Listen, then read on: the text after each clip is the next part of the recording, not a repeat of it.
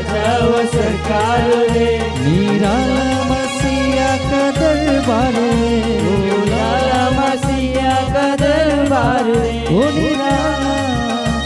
निराला मसीहा का दरबार है। रखवाला यीशु है, रखवाला रखवाला यीशु है, रखवाला।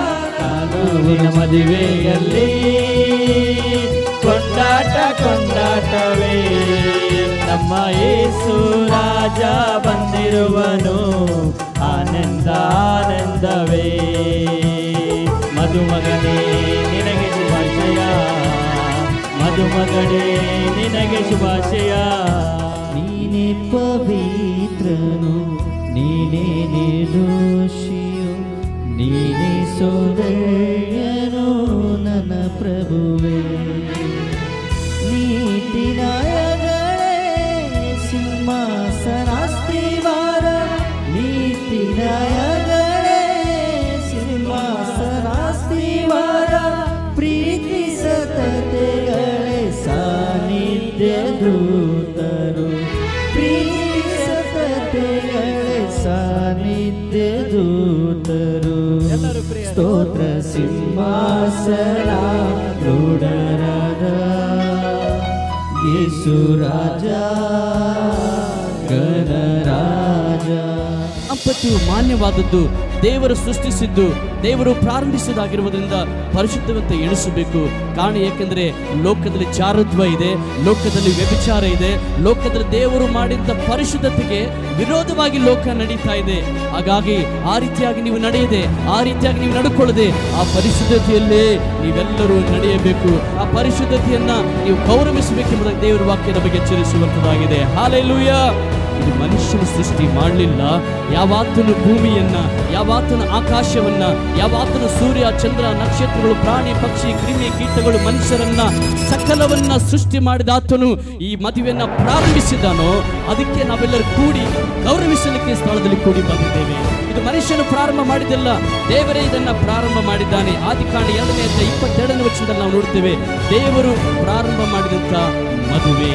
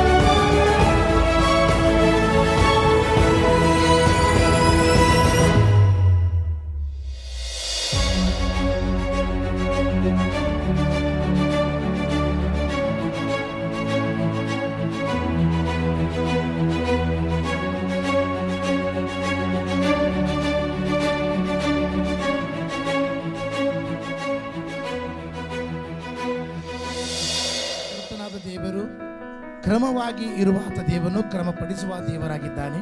ಕರ್ತನಾದ ಯೇಸು ಕ್ರಿಸ್ತನ ಮೂಲಕವಾಗಿ ಆಶೀರ್ವಾದವಾಗಲಿ.